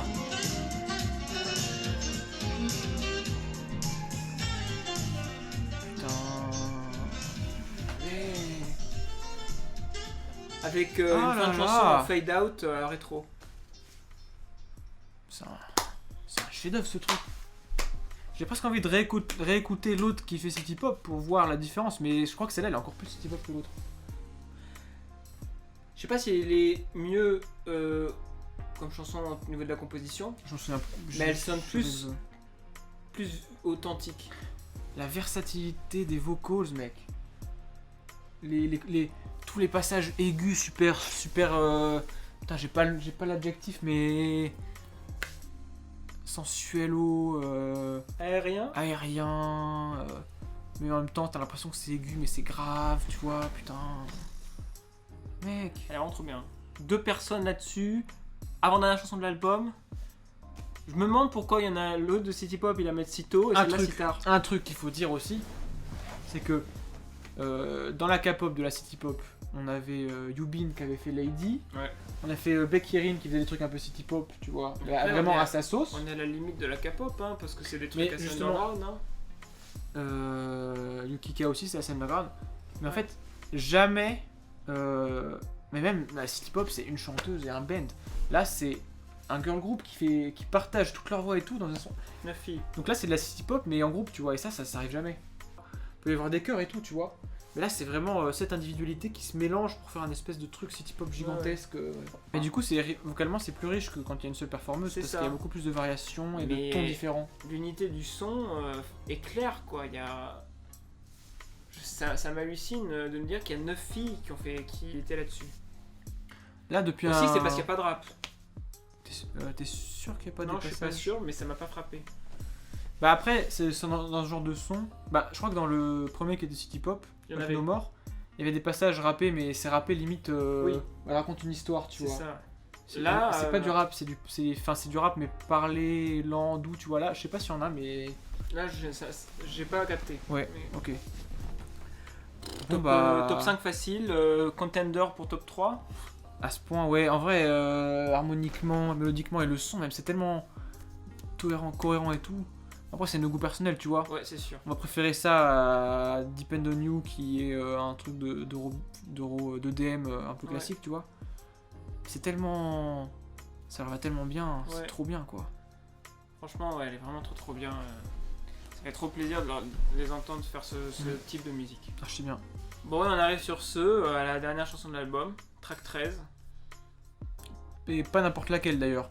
Parce que donc, les paroles sont écrites par Heize. Je sais pas si vous connaissez Heize, mais...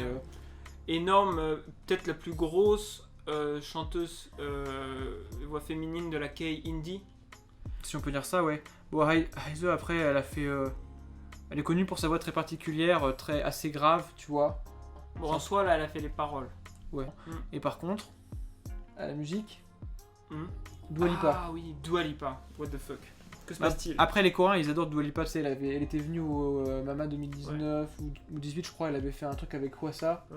Bah, ils ont bien raison d'adorer Dua Lipa. Hein. Bah ouais. Dans le domaine de la pop féminine. Là, actuellement, elle casse tout, hein, je trouve. Hein. Même Dua Lipa dans le domaine du rétro. Ouais. Moi, je trouve que même c'est... Les deux grosses têtes du rétro récent, c'est quoi ? The Weeknd et Dua Lipa. Ouais. Doja Cat. Et avec l'album sur une seule chanson. Doja Cat, ouais. Mais Dua Lipa, l'album c'était Future Nostalgia. Et ouais, la qualité, ils sont tous trop bien. Il est trop bien cet album. Il est vraiment trop bien. C'est surprenant de voir qu'ils sont allés chercher Dua Lipa seulement comme songwriter d'arrière-plan et pas qu'elle pose un feat ou quoi.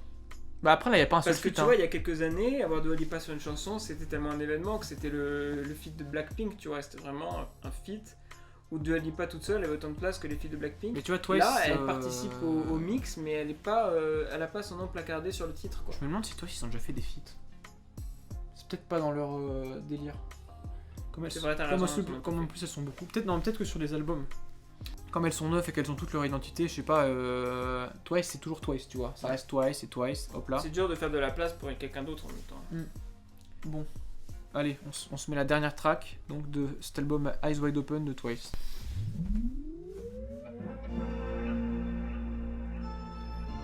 Ça sonne fin d'album direct, moi je trouve là.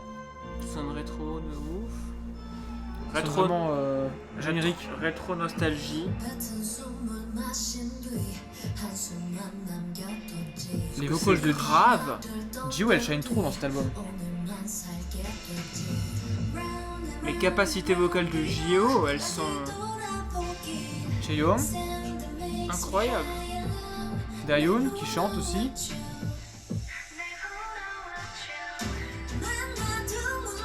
Yeon. Ouais, c'est ça là, les percussions épiques, ça fait générique de fin. Ouais. La puissance dans la voix de Jiwoo, c'est un truc de fou. Hein.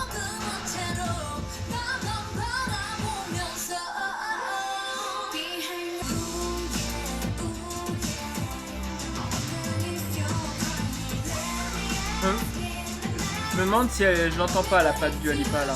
Si. Cette espèce d'efficacité dans la top line sur de l'EDM un peu. Dua Lipa avant qu'elle fasse du rétro un peu même. Ouais. Oui, ça fait plutôt New Rules. Je m'attendais à du rétro en écoutant l'espèce d'énorme reverb sur les synthés du début. Mais finalement, je trouve qu'on est presque plus sur celle avec Zitwe Swivel dans la vibe. On est plus dans le DM nostalgique. Ouais, mais il y a un son un peu rétro quand même, le synthé. C'est la reverb. Non, même le son du synthé. Bah, du coup, ouais. Générique de fin. Générique de fin, hein. Épique au niveau des percus. Épique au niveau de la basse qui a beaucoup de volume et qui est très maintenue. Bon. Et ouais, moi je la classerais plutôt du côté EDM de l'album, elle. J'ai presque l'impression d'entendre une version plus épiquisée de celui avec Zitwe Swivel, mais toujours le côté nostalgique. Pour le côté EDM, je trouve que ce qui sonne EDM, c'est genre même les notes, tu vois. Ouais. Tu vois ? Et même le côté drivé un peu Chainsmokeresque, tu vois. Mais c'est ça, je trouve que c'est du Chainsmoker épicisé pour la fin de la... Moi je trouve que quand même on a un côté rétro dans les sons de synthé, tu vois. Et même dans le snare qui a une reverb un peu années 80, tu vois. Il est un peu mushy, il est un peu large. Le snare ? Ouais, le snare. C'est pas les synthés alors du coup. Les synthés aussi. Le synthé aussi qui a arpégiateur qui fait... Mais moi j'entends pas comme un arpégiateur justement. J'entends plus comme un pluck, tu vois. Mais en soi je vois ce que tu veux dire. Non mais enfin quand je dis arpégiateur je parle du côté rythmique sur chaque temps. Binaire. Vocalement et tout ça sonne pas très rétro, tout ça l'harmonie non plus. Mais le son moi je trouve que ça sonne un peu rétro. Et du coup ça fait un peu générique de fin années 80, 2020 mélange tu vois. Je trouve que juste le son du plug qui fait ta ta ta ta ta ta ta ta ta ta ta ta ta et le côté un peu épique genre je sais pas tu vois même genre moment épique dans Stranger Things tu vois ça pourrait y avoir un truc comme ça. Ouais je vois cette espèce de moi ce qui me fait le fantasme synthétique de la période actuelle tu vois avec une structure et un côté drive un peu EDM ce qui fait vraiment ce que tu dis là c'est le début parce qu'on entend l'énorme reverb qu'ils ont mis sur les sons de synthé. Même le piano au bridge il y a un gros reverb. Mais du coup oui d'accord je vois ce que tu veux dire et je vois pourquoi pourquoi on n'était pas d'accord au début, c'est parce qu'en fait ça s'entend de ouf cette espèce de fantasme du gros synthé à les années 80 qui a même pas forcément existé tel quel mais c'est comme ça qu'on le restitue un peu dans notre en fait c'est tout le truc de la synthwave tu vois la synthwave c'est pas comme de la synthpop années 80 mais c'est juste le son de la basse très analogique très dingue et puis le côté très drivé comme ça mais après c'est moins le drive synthwave comme tu dis avec ce synthé il est assez en arrière-plan par rapport à ce côté épique EDM balade power ballade EDM. Donc l'utilisation qui est faite du synthé avec un son un peu rétro et un peu arpégiateur, avec l'harmonica, avec la basse qu'il y a, avec la batterie qu'il y a, avec l'endroit où c'est dans l'album, ça fait passer du côté EDM un peu épique. Donc c'est des sons qu'on pourrait retrouver dans un truc synthwave, mais c'est pas du tout l'utilisation qu'on est faite. Voilà, exactement, c'est ça. Voilà. Disons, c'est des synthés de synthwave, mais utilisés pour faire une power ballade EDM et pour donner un petit peu une clôture. Un générique de fin d'ailleurs nostalgico vaguement rétro à tout l'album. Ouais c'est ça exactement. Pour faire une dernière petite parenthèse conceptuelle tu vois c'est le dernier son de l'album, il s'appelle Behind the Mask donc derrière le masque quoi. L'album s'appelle Eyes Wide Open donc les yeux grands ouverts quoi. Et donc là en gros c'est le côté peut-être révélation, on voit les masques tombent, les yeux s'ouvrent et on voit un truc qu'on n'avait pas vu avant. Donc si on regarde d'un point de vue un peu conceptuel, le truc qu'on n'a pas vu avant qui se révèle à nous, c'est ce nouveau visage de Twice qui sont capables de faire de la city pop, qui sont capables de faire des sons un peu synthés, mais vraiment... Et aussi, ce côté cohérence de groupe, tu vois. Ce côté cohérent, versatile, plein de passe-passe, tu vois. Même si on reconnaît les voix, on reconnaît les... Notamment moi, celles qui m'ont plus marqué sur l'album. Du coup là on passe un petit peu sur une partie conclusion sur tout l'album. On a vraiment un côté très cohérent et très groupe, tu vois.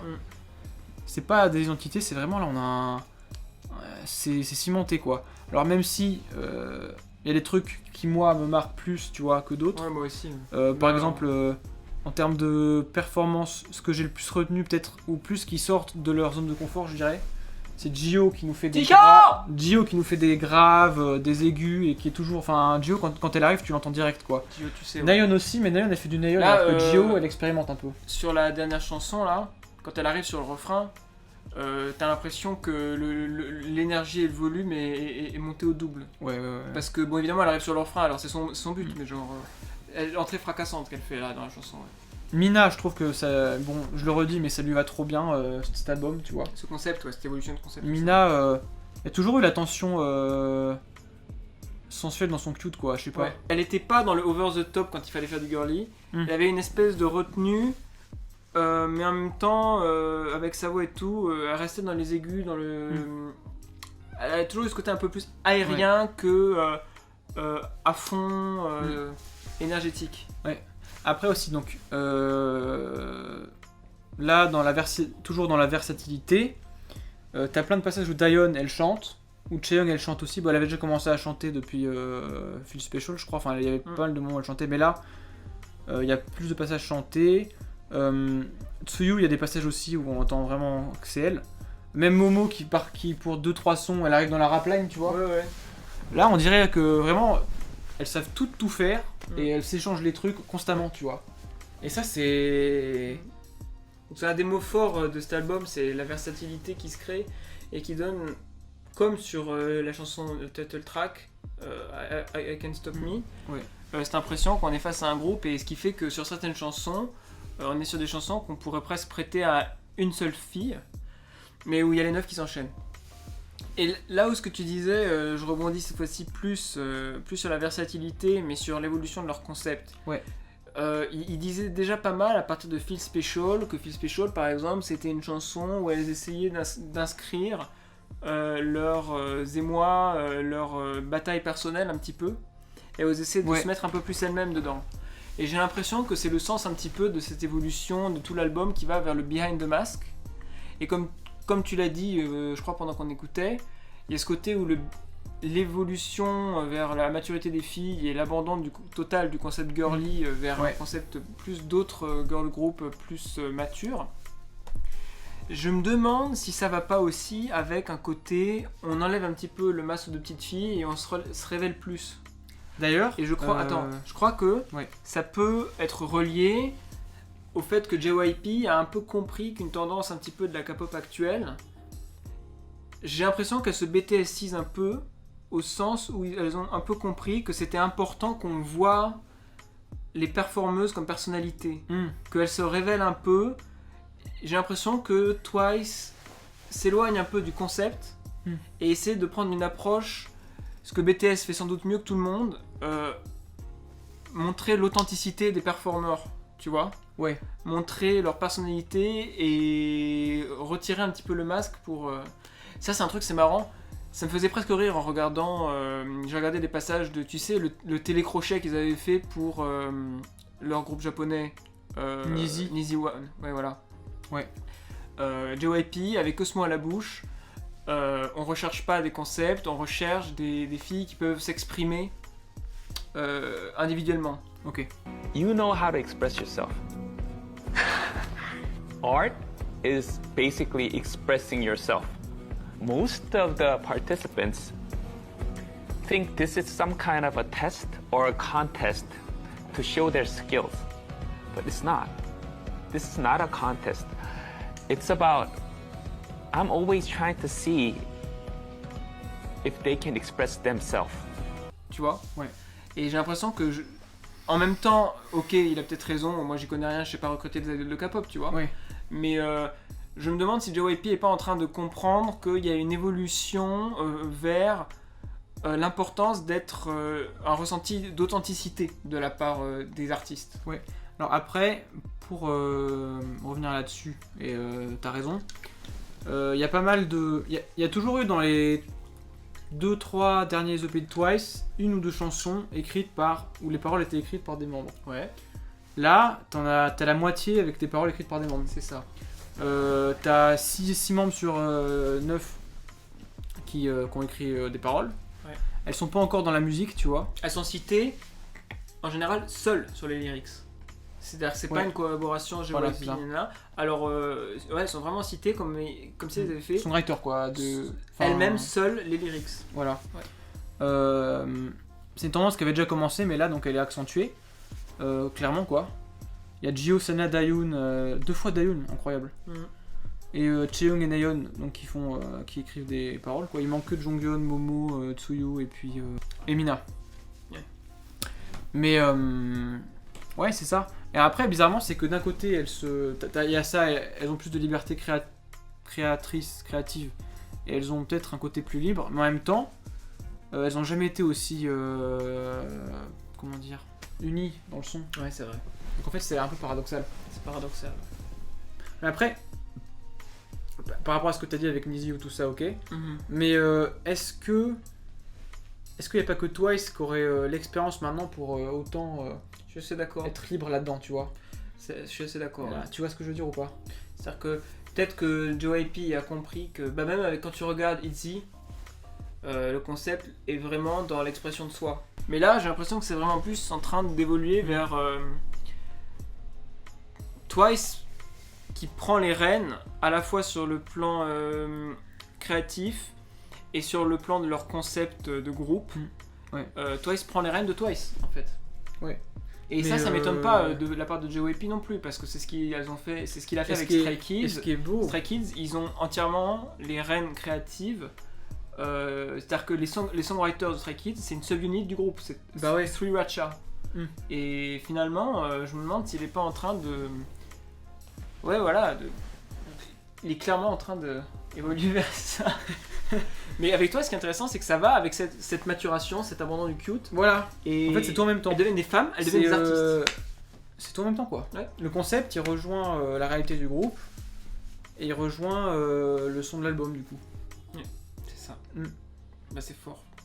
Là, on sort de l'album, là, il y a tellement eu de moments où on était étonnés, tu vois, d'attente. Il y avait le moment, quand on a entendu la Up No More, on a eu de la City Pop pour la première fois, c'était genre, what, quoi. Après, on a eu un petit passage un peu SM, quoi. Ouais. On s'est dit, mais c'est du Red Velvet, tout ça. Ensuite, t'as raté les 2 arrêts par le reggaeton. Et il y avait 2 qui étaient un peu reggaeton. Ouais. Il y avait le côté, il y a un retour de la City Pop à la fin, mais magistral, tu vois. Oh là là, c'est... Il s'est passé beaucoup de choses, mais il y a clairement ce côté lent, sensuel, grave. Ouais. Unicité du groupe, quoi, versatile. C'est ça. C'est pas surprenant au fond qu'ils se tentent à plein de groupes, à plein de genres différents dans un album. Tous les groupes de K-pop vont s'adonner à essayer plein de genres différents dans l'espace d'un album, surtout long comme 13 tracks. Mais si on doit trouver un fil directeur, il y est. Mais moi j'adore quand ça tente des trucs différents, tu vois. Mais là, cet album, les 3/4 des trucs, je vais me les réécouter, mais 100%, tu vois. Les seuls trucs que moi, et toi t'es un peu pareil, je pense, c'est les sons un peu EDM, tu vois. Le problème, c'est pas que c'est de l'EDM, le problème c'est que c'est de l'EDM qui est plus à l'ordre du jour, qu'on a déjà entendu, quoi. Il y en a une qui était bien, je me souviens, c'était... Moi j'ai bien aimé celle qui fait Moyen-Oriental, avec la flûte là. Ouais, voilà. Mais bon, c'est pas non plus neuf, hein. C'était Goard, je crois. Ouais, c'est pas non plus neuf, c'est juste que c'est un peu plus non, attends, délire. Handle It, elle était comment, Handle It? Ah non, Handle It, c'était celle qui était jazz de fou là. Ah oui. Oh là là. Ouais. Mais tu vois, il y avait ça aussi. Ah oui, mais oui, il y avait la Neo Soul. Non mais vraiment, chapeau, hein. Ouais, c'est bien. Bon, après du coup là, c'était pas vraiment on sort de Twice pour faire un son Twice Dark, un concept Twice Dark, c'était on sort de Twice pour faire de la musique, tu vois. C'est-à-dire c'est marrant parce que du coup on est arrivé dans cet album en cherchant le nouveau concept. Et en fait ce qui se passe, c'est que t'as l'impression qu'ils veulent abandonner, transcender le concept pour passer dans une musique qui est plus de l'expression personnelle, d'accepter les femmes qui sont sous les masques des idols. Et finalement, à la fois c'est dur de retrouver un nouveau concept, mais à la fois finalement le concept c'est les femmes qui a sous les masques, quoi, tu vois. Ouais, c'est ça, c'est fort, hein. Les vrais Twice sous Twice. Après, et c'est peut-être les Eyes Wide Open, c'est peut-être les nôtres en fait. Bah ouais. Genre c'est peut-être les nôtres. Elles font ça, quoi. Non, c'est pas de l'étonnement. C'est genre d'un coup, on voit plus le masque. Oui. Genre révélation, quoi. On a les yeux entièrement ouverts sur qui est Twice. Mais c'est épuisant parce que dans la K-pop, le côté masque, le côté industrie, le côté très travaillé, très superficiel, tu vois. C'est tellement inséparable. Bah c'est ça, enfin, le mot est fort, mais les idoles de K-pop, c'est presque des marionnettes, c'est des incarnations charnelles d'un truc pensé pour marcher par des producteurs, tout ça, quoi. On dit pas ça parce que on dit pas qu'ils ont pas de liberté ou d'identité, si vous voulez. C'est évident qu'ils en ont. C'est comme ça que comme ça que ça marche, en fait. Même ne serait-ce que comme performeurs, si vous voulez, elles apportent mais le système est fait de telle sorte qu'elles sont l'extrémité de la chaîne, si vous voulez, la plupart du temps. Et j'ai l'impression que JYP est en train de voir le succès que ça peut avoir, de leur donner plus d'authenticité et de liberté. C'est quelque chose dont BTS a été un petit peu les précurseurs, hein, vraiment. Alors, il faut aussi garder en tête que BTS, ils ont leur rôle, mais il y a aussi une énorme machine extrêmement bien huilée qui permet de sublimer ce que les membres peuvent apporter individuellement, quoi. Ouais. C'est-à-dire qu'on est quand même sur, je dirais quand même, du 80% encore de la grosse machine qu'il y a derrière. Ouais. Là, on est sur encore une proportion un peu plus grande peut-être, mais l'évolution est claire. On va vers Twice comme artiste et plus comme idols. On dirait presque l'album solo d'un groupe, tu vois. Ouais, c'est ça. Tu vois, ça veut rien dire ce que je dis. Ça veut rien dire, mais quand Sunmi est plus dans les Wonder Girls et qu'elle commence à faire des trucs solo, bah là on dirait que toutes les Twice sont sorties de Twice et on fait des trucs solo mais en restant Twice. Ouais, c'est ça. Ouais, c'est ça en fait. Bon bah voilà. Bah voilà. Je pense que c'est bon. On est bon. Ok, bah écoutez, si vous nous avez écouté jusque-là, merci beaucoup. Ouais.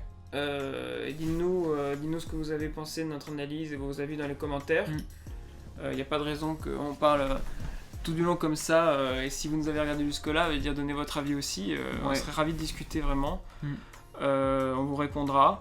Et si vous aimez ce qu'on fait et que vous voulez qu'on continue, soutenez-nous en vous abonnant. Abonnez-vous, puis mettez un like et commentez aussi du coup. En nous disant éventuellement ce que vous voulez qu'on regarde, ou ce à quoi vous voulez qu'on réagisse. Ouais. Là, dans le futur proche, il y a l'album de BTS qui va venir. Ouais. Donc si on doit faire il y a longue Mamamoo aussi. On fera ça. Avant. Ah ouais. Enfin voilà. Écoutez, merci beaucoup. Ouais. Et à la prochaine. À la prochaine.